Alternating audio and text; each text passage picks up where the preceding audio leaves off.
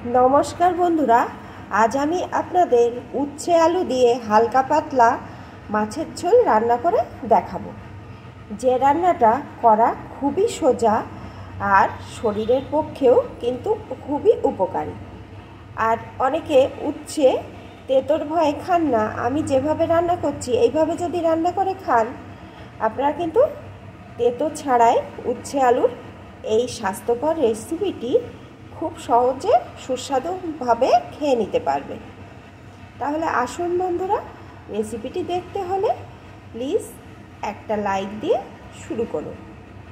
আমরা জানি উচ্ছে খাওয়া স্বাস্থ্যের পক্ষে কতটা উপকারী, কিন্তু তেঁতোর ভয়ে বাচ্চা বড় অনেকেই আমরা খাই না। তাই আজ আমার এই রেসিপিটি আপনারা কিন্তু ফুল ওয়াচ করে দেখতে থাকুন, তাহলে বুঝবেন তেঁতোও লাগবে না, খেতেও ভালো লাগবে আর শরীরের পক্ষে খুবই উপকারী খাবারটিও খেতে পারবে। রান্নার জন্য এখানে আমি কয়েকটা উচ্ছে গোল গোল করে কেটে নিয়েছি, একটা আলুকে টুকরো করে কেটে নিয়েছি আর কয়েকটা রুই মাছ নিয়েছি। আমি এটা জ্যান্ত রুই মাছ দিয়ে করছি, আপনারা যে কোনো মাছ দিয়ে এই রান্নাটা করে নিতে পারেন। মাছের টুকরোগুলো আমি আর একটা পাত্রে তুলে নিয়েছি। এখন এর ভিতরে দিয়ে দেবো একটু লবণ,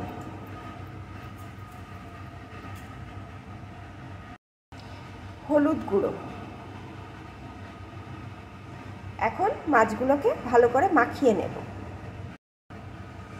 অফ ক্যামেরায় আমি হাতের সাহায্যে মাছগুলো সুন্দর করে মাখিয়ে নিয়েছি।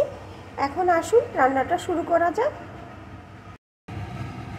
রান্নার জন্য এখানে কড়াইয়ে আমি পরিমাণ মতো সর্ষের তেল বসিয়ে দিয়েছি। তেলটা কিন্তু ভালো রকম গরম হয়ে গেছে। এখন এর ভিতরে আমি লবণ হলুদ মাখানো মাছগুলোকে একে একে দিয়ে ভেজে নেব।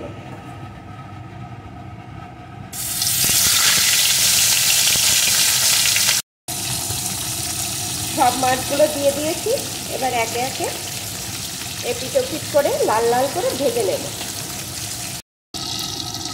মাছগুলো আমার এপিট ওপিট করে ভেজে নেওয়া হয়ে গেছে। এখন এগুলোকে তুলে নেব। এখন বাকি মাছগুলো একইভাবে ভেজে নেব। সব মাছগুলো ভেজে তুলে নেওয়া হয়ে গেছে। এখন এই তেলের ভিতরে কেটে ধুয়ে রাখা উচ্ছেগুলোকে দিয়ে দেব।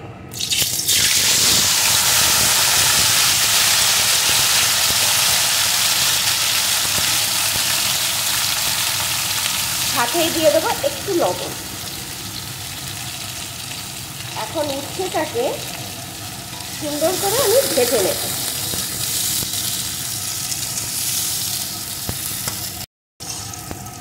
উচ্ছেটা আমি বেশ কিছুক্ষণ ধরে ভেজে নিয়েছি। একদম কিন্তু লাল লাল করে ভাজবো না, মোটামুটি ভাজা হলেই আমি তুলে নেব। দেখুন বন্ধুরা, উচ্ছেটা ভাজার সাথে সাথে কতটা কমে গেছে। আর এটা কিন্তু মোটামুটি ভাজা হয়ে গেছে, এক প্রায় সিদ্ধও হয়ে গেছে। এখন এগুলোকে আমি একটা পাত্রে তুলে নেব। উচ্ছেগুলোকে তুলে নিয়েছি। এখন এই তেলের ভিতরে দিয়ে দেবো টুকরো করে কেটে রাখা আলু।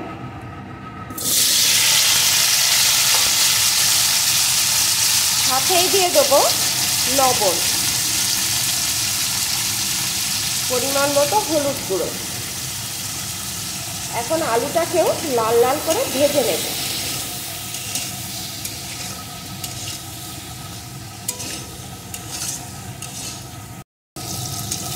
আলুটা লাল লাল করে ভেজে নিয়েছি। এখন এর ভিতরে দিয়ে দেবো আমি পরিমাণ মতো উষ্ণ গরম জল।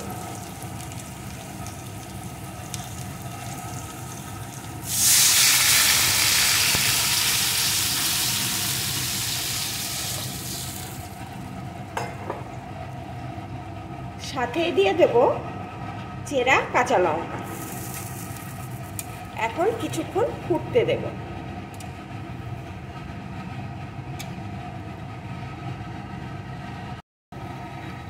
ঝোলটা কিন্তু ভালো রকম ফুটছে। এখন ভেজে রাখা মাছগুলোকে এর ভিতরে দিয়ে দেব।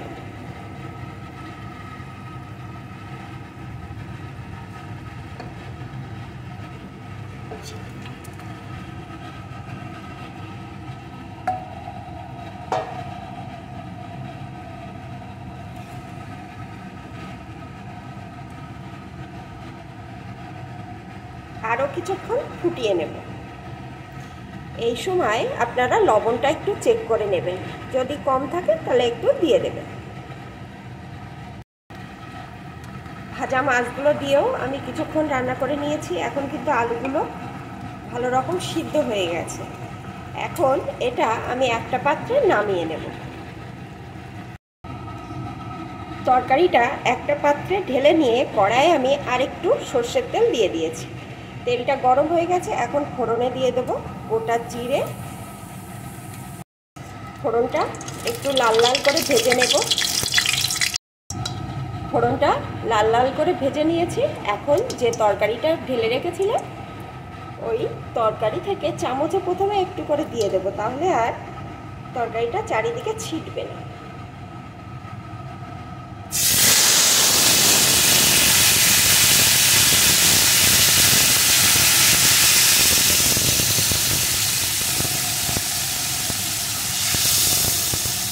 এখন পাত্রটা ধরে ঢেলে দেব।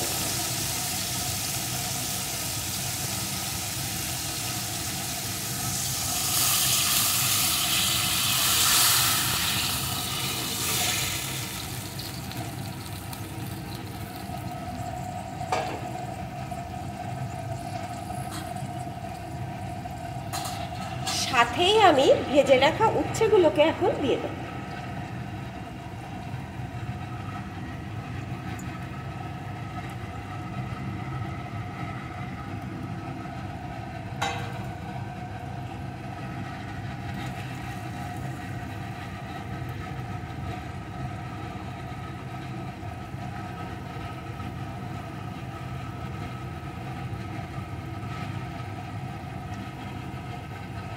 দু মিনিট মতন আমি জাল করে নেব।